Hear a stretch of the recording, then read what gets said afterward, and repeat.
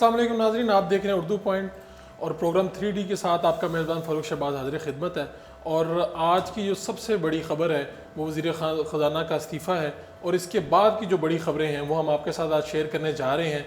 मेरे साथ शरीक गुफ्तगू होंगे अशरफ सुहेल साहब, सीनियर तजज़ियाकार हैं, सहाफ़ी हैं।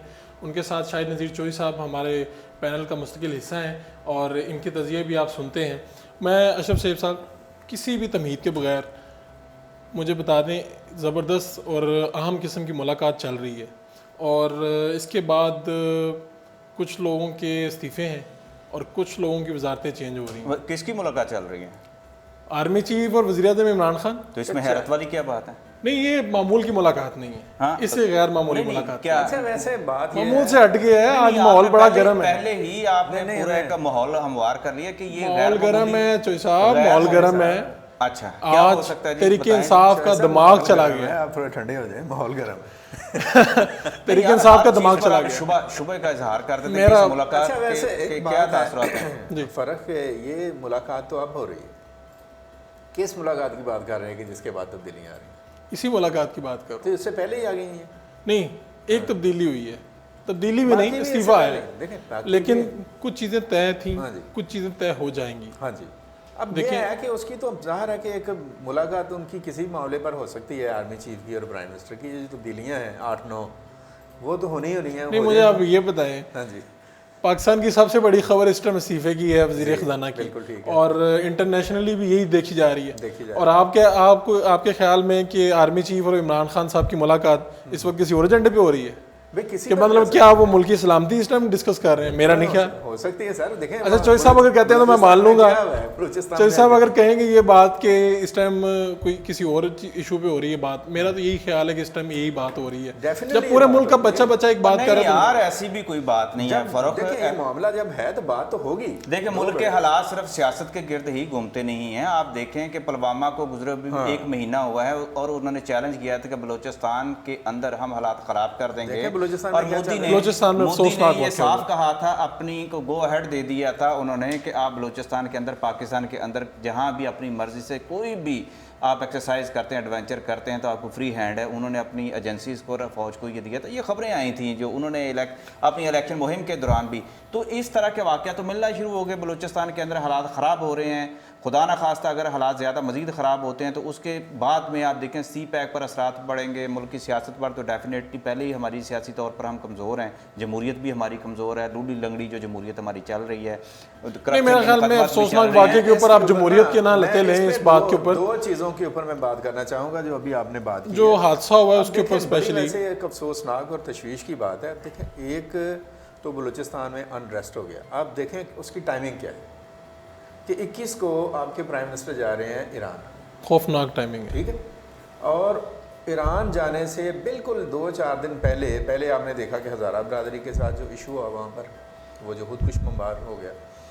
आज वो जो वाक़या हुआ है उसमें बड़ी वो जो टारगेट किलिंग हुई है और उसमें बहरिया के भी और बिल्कुल उनको आइडेंटिफाई ID कार्ड निकलवा के, और किसी एक में मामला नहीं हुआ। ये काफ़ी उन्होंने 2-4-5 बसों की तलाशी ली है और लोगों को निकाल कर बेदर्दी से मारा गया। वो तस्वीर जब आई हैं, ये बड़े खुले मैसेजेस हैं। और इनके पीछे मैं आपको बात बताऊँ, ये मैसेजेस जो हैं ये असल में एक गेम प्लान जो है ना, पाकिस्तान को अकेला कर देने का गेम प्लान और पाकिस्तान को कमज़ोर करने का गेम प्लान, ये उसी की कोशिश है। ये कोई एक कौन है इसके पीछे? इसके शख्स, सीधी सी बात है, इंडिया इसके पीछे, इजराइल है इसके पीछे और उनके ऊपर अमेरिका है। सी पैक है आपका, और सी पैक आगे वन बेल्ट वन रोड की तरफ जा रहा है। आप देखें कि इंडिया से लेकर इजराइल तक ये जो सारा बेल्ट है, इसमें पाकिस्तान के अलावा फिर भी हमें मुकाबला तो करना होगा ना इन हालात। तैयार है, तो कर रहे हैं मुकाबला। ये नहीं देखें, जैसे अभी चौधरी साहब ने कहा कि पुलवामा का इंसिडेंट हुआ, वो भी प्लान था। उसके बाद जो 26 को उन्होंने हरकत की, वो भी प्लान थी। 27 को जो रिटेलिएशन गया पाकिस्तान की तरफ से, उसने इन सब चीज़ों को अनवेल भी किया। ये चीज़ें तो हैं। और दूसरी बात, चौधरी साहब माजूद के साथ आपकी टाइम में ले रहा हूँ, मुझे बता कोई नहीं जी, पहले भी लेते हैं। दूसरा टाइमिंग आप ये देखें कि असद उमर किस वक्त रिज़ाइन कर रहा है। असद उमर एन उस वक्त रिज़ाइन कर रहा है जब आपका बजट आने वाला है, जब आपके पास IMF का डेलीगेशन आने वाला है, जब कर नहीं रहा, लिया गया इसने। चलें सर, वो ले दिया, कर लिया, जो भी है परफॉर्मेंस जिस तरह की भी है, देखें टाइमिंग जो है वो कितनी क्रूशियल है और किस कदर जिसे कहा जा सकता है कि अजीब व गरीब सूरत हाल है। और इसके ऊपर जो सबसे बड़ा जुल्म और जिसे कह लें कि बेहिसी की इंतहा ये है कि हमारे जो ज़िम्मेदारान हैं हुकूमत के, उनमें से कईयों को पता ही नहीं है कि उसने इस्तीफ़ा दिया या नहीं दिया। नहीं, वो वजीर साहिबा से पूछा गया कि इस्तीफा हो गया, हाँ जी, तो उन्होंने जवाब दिया कि मेरे ख्याल जाली ट्वीट्स आते हैं आजकल, वो कहते हैं फोटोशॉप वगैरह उनको पता होते ही हैं। नहीं है, उनके इल्म में नहीं है।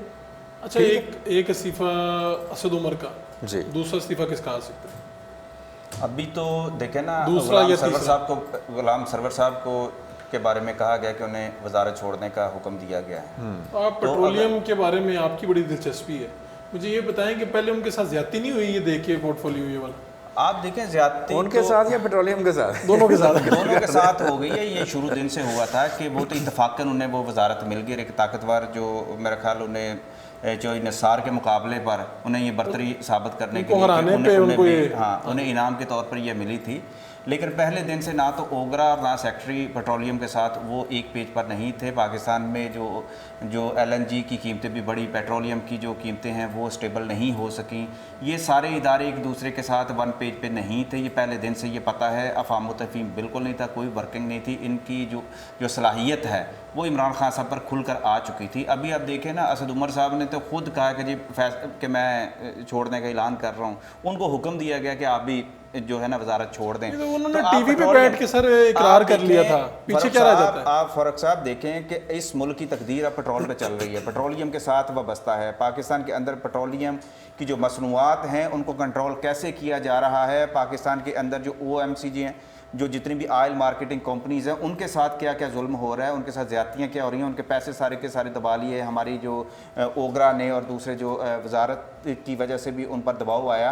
पाकिस्तान के अंदर जो टारगेट दिए गए हुए हैं पेट्रोलियम के हवाले से वो पूरे नहीं हो रहे। पाकिस्तान के अंदर ऑयल स्ट्रेटजी जो है वो बिल्कुल नाकाम हो चुकी है, इतनी कमज़ोर है कि आपके पास जो ऑयल स्टोरेज करने का जो इनको हदफ दिया गया था वो भी पूरा नहीं हो रहा। दूसरी तरफ ये कह रहे हैं कि जी हम रेलवे के ज़रिए से इन कीमतों को कंट्रोल करने के लिए, ऑयल की कीमतों को कंट्रोल करने के लिए रेलवे टैंकर जो ऑयल टैंकर उनके ज़रिए से हम पेट्रोल लेके क्या हम करना बातें हैं। ये 100 साल पुरानी जो ऑयल टैंकर्स हैं उनकी मदद से लेकर आएंगे। जो नए टैंकर्स हैं जो सड़कों पर आते हैं, जो हमारे जो ऑयल ट्रक हैं, जो ट्रालर जो हैं वो उलट जाते हैं, वो जदीद तरीन जो होते हैं। तो ये एक अजीब किस्म की खिचड़ी इन्होंने पका के रख छोड़ी है। मेरे ख्याल में सर आपकी सारी नहीं, देखें ना मुआशत वाले को पता था कि मुआशत कैसे चलानी है। हाँ, अच्छा, सारे कहते हैं कि हम जादूगर हैं, लेकिन जब ये मरहला आता है तो ये बिल्कुल उसके ये सभी यूटर्न ले जाते हैं। इनकी सारी सलाहियतें इसमें ऐड कर लें कि वज़ीर ख़जाना, वज़ीर पेट्रोलियम और इन्हीं दिनों में एक और बहरान आया था मेडिसन का। आप देखें डेफिनेट तो जब इसका कंट्रोल इमरान खान का बहरहाल ये इदारे इमरान खान साहब कहते हैं मैंने इदारे से मैं इसमें चॉइस साहब एक जुमला कह लेने दें भाई मेरे, क्या लें? खान साहब कहते हैं कि इदारों को मजबूत करना है। हाँ जी, मुझे आप बताएं कि जब इमरान खान साहब को खुद कहना पड़ता है भाई ये कीमतें बढ़ गई हैं मेडिसन की, इनको कम करवाएं, इनके खिलाफ एक्शन लें, तो वजारतें कहाँ होती हैं, इदारे कहाँ होते हैं? जब वज़ीर आज़म को इसका मतलब वो भी लेने जा रहे हैं वजारत, वो या तो चेंज हो रही है, क्यानी साहब भी खतरे में है। देखें ये इदारों को जो कमज़ोर करने का फैक्टर तलाश करना पड़ेगा कि इदारे कमज़ोर कहाँ से होते हैं। क्या सिर्फ वज़ीर आज़म या वज़ीर आला के ये मोहताज हैं अहकामात के? तो मिनिस्टर्स कहाँ हैं? क्या मिनिस्टर्स जो हैं जो कहते हैं कि हम तब्दीली लेकर आएंगे और हम बड़े पुरअज़्म हैं, वो इतने कमज़ोर क्यों पड़ जाते हैं जबकि उन्हें फ्री हैंड मिले हुए हैं? उन्हें हर तरह से वज़ीर आज़म ने अपनी जो है ना क़ुव्वत फराहम की हुई, इत्मीनान दिया हुआ था, तो कर देते। 8 महीने 9 महीने थोड़े तो नहीं होते ना। इन्होंने क्या करना होता है? मुझे अशरफ साहब से बैठी होती है, पूरे इदारे जो बड़ी ज़रूरी बात पूछनी है, लोग सुनना चाह रहे हैं वो ज़रूरी बात। एक जुमले का आपने कहा था 10 जुमले आप बोल के 9 इजाफी हैं। मुझे बता दें अशरफ साहब, वो सबसे ज़्यादा वो वज़ीर कौन सा सेफ है इस टाइम जिसकी वजारत जाने का कोई इम्कान नहीं? ये तो कॉमन सेंस का सवाल कर दिया। नहीं, कॉमन सेंस का नहीं है भाई। देखिए जिसने सबसे ज़्यादा खबरें लगवाई हैं, जिसकी सबसे ज़्यादा मीडिया, फवाद को तो कुछ नहीं होता। फवाद चौधरी के अलावा बात करें, उससे तो कुछ नहीं होता। एक वज़ीर है जो अकेला है, अपनी पार्टी का इलेक्शन लड़के आया है अपनी पार्टी के टिकट पे। ये शेख साहब की बात कर रहे हैं, कोई मसला नहीं। और इमरान खान सबसे ज़्यादा खुश भी उनसे हैं, हालांकि उन्होंने इजाफी ट्रेनें चला के जो हमारी पड़ी होती थी। फ़र्क आपको एक बात बताऊं कि इमरान खान के खुश होने या नाराज़ होने का मसला नहीं है। ये सिर्फ इमरान खान की खुशी की हद तक मामला नहीं है। मुझे तो ऐसा एक अजीब सा अफसोस से कहना पड़ता है, बड़ी तवक्कुआत हैं तहरीक इंसाफ के साथ, ख़ास तौर पर इमरान खान के साथ जो उनका विज़न है और जिस तरह से वो अपने मामला में बड़े वो एनर्जेटिक भी होते हैं और बड़े वो उनकी एक विल है। लेकिन जिस तरह से गवर्नमेंट ने एक परफॉर्मेंस दी है ना, जितनी इमेच्योर परफॉर्मेंस है, और जिस तरह आप देखें 8-9 लोग आपके फेडरल मिनिस्टर जौन से हैं, और 8 के यानी कि उनमें से मेजॉरिटी 4 से 5-6 मिनिस्ट्रीज़ ऐसी हैं जो आपकी गवर्नमेंट का समझ लें कि एक रीढ़ की हड्डी है। उनके बाद वज़ारत ख़जाना इमरान खान के ओपनिंग बैट्समैन, ठीक है, और वाहिद बैट्समैन जिनको पता था कि वही ओपनर होंगे, वही ओपनर होंगे। या तो इमरान खान को पता था कि वज़ीर आज़म होंगे या असद उमर को पता था वज़ीर ख़जाना होंगे। अब आगे आ जाए, एक दूसरे उमर आ गए, एक असद उमर है, उसके बाद उमर अयूब आ गए, ठीक है, वो वज़ारत तवानाई के ऊपर है। अगले वज़ीर ख़जाना भी हो सकते हैं, अगले वज़ीर ख़जाना, लेकिन उन्होंने भी पता चला कि रिफ्यूज़ कर दिया कि मुझे टेम्परेरी ना बनाए, पक्का ही पक्का बना दें। हाँ जी। उसके बाद आगे आ जाए आप, पेट्रोलियम की मिनिस्ट्री आपकी, ये इतने टेक्निकल और इतनी जिसे कहा जा सकता है कि बैक बोन्स, और स्पेशली ये सारी की सारी आपकी फाइनेंस के साथ जुड़ी हुई मिनिस्ट्रीज़ हैं, इनके ऊपर जो लोग काम कर रहे हैं और मैं आपको मज़े की बात बताऊं कि जो है ना, चीज़ों को बर्दाश्त करने की लिमिट इतनी है कि हमारे एक दोस्त हैं, मैं नाम भी बता देता हूँ, नासिर जमाल उनका नाम है, उन्होंने कोई अपने कॉलम्स में क्रिटिसाइज़ कर दिया वज़ारत तवानाई, उनको बैन कर दिया उन्होंने कि दाखिल नहीं हो सकता हमारी मिनिस्ट्री में प्रेमिसेस में वो दाखिल नहीं हो सकते। उन्होंने वो फुटेज भी ज़्यादा बना ली इसकी, और उनको रोका जा रहा है। और भाई आप इतना, यानी कि आप क्रिटिसिज्म को नहीं जब फेस करेंगे, परफॉर्म कहाँ से करेंगे आप? वो इन्होंने कहा था कि चीखें निकलवाएंगे, और असद उमर साहब ने भी बयान दे दिया था कि अवाम की चीखें निकलेंगी। आप लोगों ने लीड भी लगाई थी सर, तो अभी तो सियासतदानों की चीखें निकल रही हैं।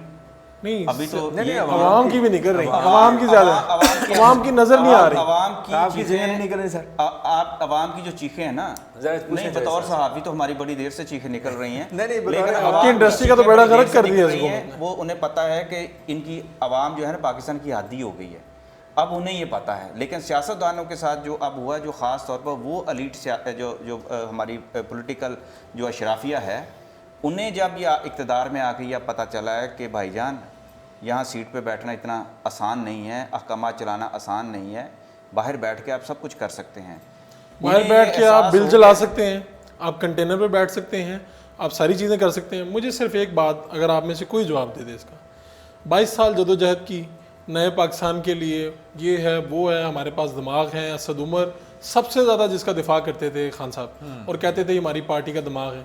अगर दिमाग ही फेल हो गया तो बाकी वजीरों से क्या लेना देना, कुछ तो मांगे तांगे के वजीर हैं, नहीं और कुछ को पता ही नहीं है। असद उमर के साथ पहले दिन ही ज्यादती हो गई, उनकी कभी भी ख्वाहिश नहीं थी कि वो वजीर खजाना बने।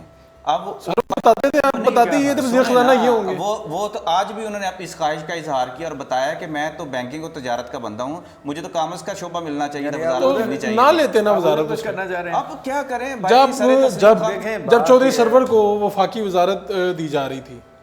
अच्छा वफाकी अच्छा ये बताएं, आप मुझे बताएं ये क्या खबर है, चौधरी निसार साहब भी आ रहे हैं? चौधरी निसार साहब को लग रहा है कि ये जो उनसा रोला डाला ना हल्ले गुल्ले में हो सकता है। पता है आपको गाँव में क्या होता है, हल्ले गुल्ले में ना एक आदमी का दाग लग जाता होता है, कोई हो सकता है किसी किस्म का दाग लग जाए, मेरा ये ख्याल है दाग लगने जा रहा है। और चौधरी निसार साहब, वैसे जिस चौधरी निसार को मैं जानता हूँ, सूबाई असम्बली का हलफ उठाना, मुझे माफ़ कीजिएगा, वो अपनी तौहीन समझते हैं। क्यों? इसी वजह से ये देख लें कितने माह हो गए इलेक्शन थे वो। हाँ, इलेक्शन तो इसलिए लड़े थे कि उस वक्त माहौल मुख्तलिफ था, सीएम बन जाऊं जी, माहौल मुख्तलिफ था। लेकिन जिस चौधरी निसार साहब वजीर दाखिला होते थे, आते थे, मीडिया को जब फेस करते थे, और उसके बाद आज भी वो अपने आप को पाकिस्तान का वजीर दाखिला समझते हैं, और वो सूबाई असम्बली में और सूबाई ऐवान में आना अपनी तौहीन समझते हैं। अगर वो तभी इस असम्बली में आएंगे और हलफ उठाएंगे जब उन्हें बड़ी पक्की यकीन दहानी कराई जाएगी कि भाई इसके बाद अब तुम्हारी मंजिलें ऊपर हैं, ऊपर से रात कुछ भी ले ले। अच्छा, मुझे आखिरी कमेंट देते हैं, अगले वजीर वो नाम 2-4 बताते जाएं। वो नून लीग वाले कह रहे हैं कि परवेज़ खटक साहब ने फंस जाना नैब में, तो 2-4 इस तरह इस्तीफे दे देंगे, एक आधा उधर फंस जाएगा, ये किस तरह चलाएंगे सर? बहुत ही अफसोसनाक, मैं कहता हूँ बड़ी तशवीश की बात है फ़र्क, ये बड़ी संजीदा नोट है जो आपने बात की है। इस हुकूमत को मेरा ये ख्याल है कि एक ओवरहालिंग की ज़रूरत है। अच्छा, बिल्कुल ज़रूरत है। और खान लगी ना इस मुलाकात के बाद चीज़ें ठीक हो जानी है। ये सर अगर ठीक मैं आपको बता रहा हूँ, ये मुलाकात पाकिस्तान के हक में जाएगी। ये बहुत बड़ा जिसे कहा जा सकता है कि एक ऐसा वो खौफनाक इसके मामला हो सकते हैं, बहुत ज़रूरी है। नहीं, मुलाकात तो खौफनाक नहीं है नहीं, मैं कहता अगर ये ओवरऑलिंग ना अच्छा हो, अच्छा अच्छा अच्छा, अगर ये इसके ना असरात हो, खौफनाक हो सकते हैं। तो ये इसके सब कुछ लिए कहना चाह रहे हैं या इसको इसी तरह हजम कर जाएंगे, कह दें खत्म करना प्रोग्राम? मेरा जो ख्याल है कि जो मिनिस्टर्स जो हैं इनके कैलिबर के लोग हैं, इनको इस तरह से वजारतों से नहीं निकालना चाहिए। क्या करें? सिस्टम, भाई मेरी बात तो सुन लो ना। नहीं, अवाम मर जाए, अवाम में वजीर सिर्फ जो वजीर होता है सिर्फ उसका कसूर नहीं होता, पूरे सिस्टम उसमें खराब होता है। तो सब ये क्या बात हुई? नून लीग की वजारत में आप कहते थे फलां वजीर का कसूर है, फलां वजीर का कसूर है, और इसमें आप कह रहे हैं वजीरों का कसूर। आप सुन लें, ये पहली दफ़ा है, ये तो ना आते, पहली दफ़ा भाई मेरे हमने इनविटेशन डाला इनको कि टाइम चाहिए होता है, टाइम पूरा दें, आप उनसे टाइम लें, उनकी कारकर्दगी को आप मापें। थोड़े पीटीआई की तरफ जा रहे हैं। नहीं, पीटीआई का नहीं बात, मेरी तो आपको पता है सबसे बड़ी जो पार्टी है वो पाकिस्तान है। मेरी पार्टी आप है, उसके हक में फिर बात नहीं कर रहे। बात यह है कि सिर्फ वजीर बदलने से कुछ नहीं होगा, खिलाड़ी बदलने से कुछ नहीं होगा, जहनीत बदलने की जरूरत है, बस जहनीत बदलने की जरूरत तो वही है ना सर, बदले ना। अच्छा जी, फिलहाल हम प्रोग्राम बदल रहे हैं और प्रोग्राम 3D का टाइम ख़त्म हुआ जाता है और आपने सारी गुफ्तगू सुनी। अल्लाह करे कि आने वाले दिनों में पाकिस्तान के जो हालात हैं मज़ीद ठीक हों और ख़ास तौर पे बुज़रा आए जाएं, सीटों से जाएं, लेकिन अवाम का भला हो। अपने मेज़बान फ़ारूक शहबाज बड़ाइच को इजाज़त दीजिए। अल्लाह ने के बाद।